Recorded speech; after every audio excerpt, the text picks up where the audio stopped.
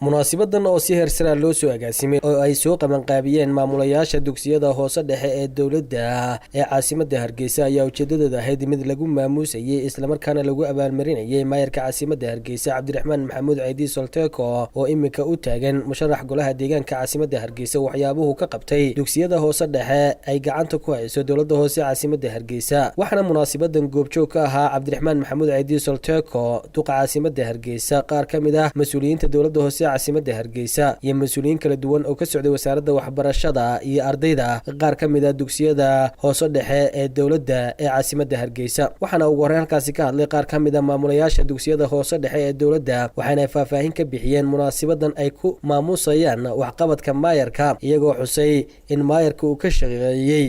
dugsiyadaasi ay gacanta ku hayso dawladda hoose caasimadda Hargeysa ujeedada xafladda loo qabtay wax kala maayo dawladda hoose oo uu hormood yahay maayarka caasimadu intii uu jiray mashruuca GBLG ee dawladda hoose soo fargelisay iskuulada dawladda waxyaabaha ay ka qabteen oo laga siman yahay inaan idhaahno maayar waad ku mahadsan tahay intaa ay ka badanna maayar waa lagaga fadhiyaa ujeedadeedu waa taa dugsiyada dawladda maanta waa nagu wax biyaha iibsadaan waxa jira gaadiid u gooniya oo dugsiyada loo sameeyay oo xilliga fasaxa laga soo noqdo lagu maydho ayaa jira iskuulada loo sameeyay meelaha ay ardaydu ku farxashaan dawladda hoose maayarka hormood ay sameeyay waxaa kaloo la sameeyay in iskuulada suuliyadii marmar loo dhigay cad si nadaafadda iyo xanuunka awgii looga hortago waxaana hormood ka ah maayarka caasimadda waxaa kaloo iskuul ahaan dawladda hoose ay noo qabatay inay biyihii naga haqartay oo laga gooyood oo muddo qayb ka dhaamisana naloo dhaamiyo oo shalay ugu dambeysay iskuulkayga loo dhaaminayay si aan ugu maydno annagu qof baan isku nahay haddaan nahay bahda waxbarashada annagoo bahis isku ah isku duuban maayar waxaan kaaga mahadnaqana waxqabadkii ballaaran dugsiyada ka geysatay intaa in ka badanna maayar waxaan kaaga fadhina insha allah haddana waxaan halkan uga mahadnaqaynaa ama ay ujeedadeeda ama ay yoolkeedu yahay maayarka caasimadda Hargeysa Cabdiraxmaan Maxamuud Ciidi iyo agaasimaha bilicda Khadar Yuusuf Cali sidii wanaagsanay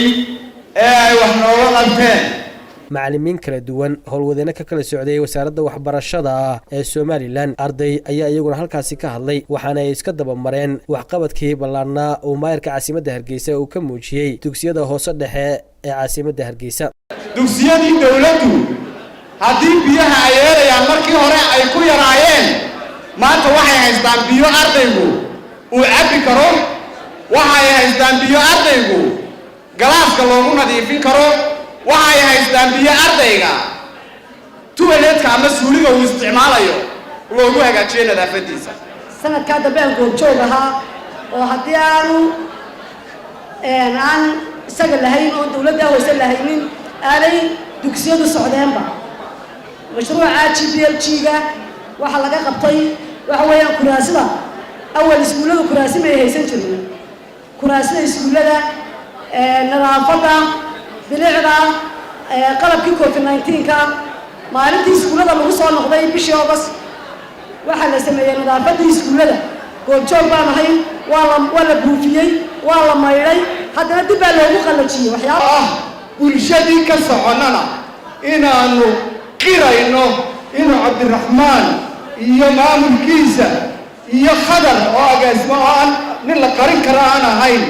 waxay qabteen ay caddahay sida dharaarta tahay ay ummadda u qabteen ayagoo ka duulaya hamigii madaxweynaha waynu isbarbar taagno oo qabsano oo isku tashano oo isku tirsano oo maamulayaasheena mujaahidiinta ee hadii uu heelay inay dugsiyada ka maradhaliyaan Cabdiraxmaan waxaan ku go'aaninayaa iskarabtaaga oo iskarabtaagay waxbarashada maxay ahayd gobolka Maroodijeex ee degmada Hargeysa ee uu garab istaagay quruxdeedii iyo wanaageedii ilaahay waxa ka baryayaa inuu halkaaya meel ka sii sareysa sii geeyo Solteko ama Cabdiraxmaan Maxamuud Ciidi uga mahad celinaya maayarka cabdiraxmaan maxamuud caydiin solteeko anigoo aya afka ardayda dhammaan gobolka Maroodijeex waxaan leeyahay maayin aad iyo aad baan u mahadsantahay aniga mutaas ahaan wuxuu ii qabtay maanta kursiga ku fadhiisto isaga ay keenay waxaan inaan noogu timaadid iskuulka oo kaaga mahad celino waxaad noo qabatay waxaan halka ka badan qaadayaa inaan maayka jaaysan siin doono haddaan nahay ardayda dalooda oo ah mahadnaqa ku saabsan waxqabadka ay u qabatay dawladda hoose dugsiyada hoose dhexe aad iyo aad ayay runtii u amaanan yihiin waxaana weeyaan in waxqabadka dawladda hoose ay iskuullada u qabatay aan cadceed sacab laguma qarin kara baa layidhi marka waxa weeyaan ilaahay ajar iyo xasanaad ka siiyo Qadar Yuusuf Cali oo agaasimaha waaxda arrimaha bulshada iyo bilicda dawladda hoose caasimadda Hargeysa ayaa isaguna ka hadlay halkaasi waxaana uu ka jeediyay qarashaadka iyo waxqabadka ay dawladda hoose caasimadda Hargeysa ay ka fuliso qaar ka mid ah dugsiyada hoose dhexe ee caasimadda Hargeysa waxaan aragnay in kuraasta ay runtii inta haystaana ay wada burburtay ardayda qaarkoodna ay dhulka fadhiyeen waxaan aragnay floorka iskuulada oo runtii intooda badan jajabayahay siliiga oo qaarkood daatay daaqadaha iyo kuwa hadalkooda wada kalaasida qaar ma lahayn muraayado suuliyadana xaaladooda ilaahay baa ogaa isla markii riboodka maayarka uu soo gaadhay lacagtii marka hore la qorsheeyey wuu la bilaabay 100 baa laga doonayay 200 buu ka dhigay isla markiiba iyo raadka waxqabadka maayarka taariikhda ugu jira iskuulada guud ahaan maanta uu ka muuqdaa sida ay ku baad xusteen ilaahay waxaan ka rajaynaynaa sanadkanna inaan ilaaha atabisan aan dhamaystir doono ilaahay idinkiisa caasimadda runtii waxaan yar xusayaa waa maayar iska runtii dadka ilaahay ku xidhana oo aan isagu wax u qabta sheegan kolodaad karateerada xustaan ilaahay hay sharfo sidoo kale waxa isaguna halkaasi ka hadlay maayarka caasimadda Hargeysa Cabdiraxmaan Maxamuud Caydiin Solteeko oo ka waramay waxqabadka ay ka muujiyeen dugsiyada hoose dhexe caasimadda Hargeysa iyo sidii hore ahaayeen iyo iminka sida muuqaalkoodu isku bedelay kunaantii aad baa loo farxad geliseen marka lagu mahadnaqo ujeedadeedu waxay tahay intaa ka sii badi oo sii libilaab in badan baanu codsanaynay waxbarashada iyaha la soo daadajiyo oo ah halkii u baahnay waxaan u mahadnaqayaa labadii madaxweyne ee u kala dambeeyey Axmed Maxamuud Siiraayo iyo madaxweyne Muuse Biixi iyo madaxweyne ku-xigeenka oo u qaabilsan siyaasadda maamul daadajinta isaga madax looga dhigay waxa weeye nabadgelyada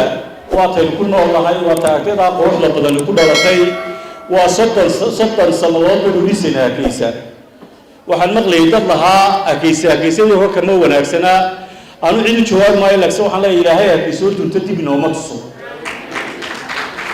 haddii aad gaartay inaad tiraahdo wax fiican baad noo qabatay insha Allah ta'ala qorshaanu dhignay amba anagu aan joogno amba cid kale ha timaadeen in waxa iyo wax ka badan ba la idin qabto oo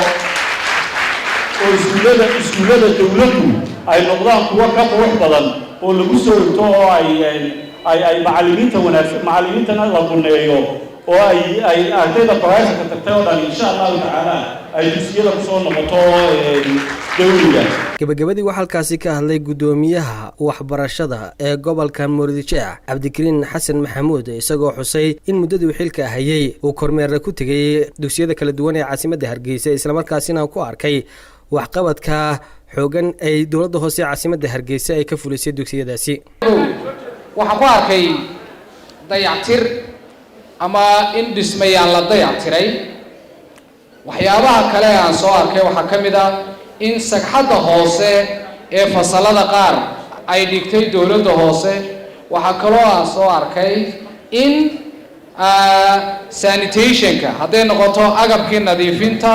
faraxalka iyo biyihii iyo suuliyadaba ay dawladda hoose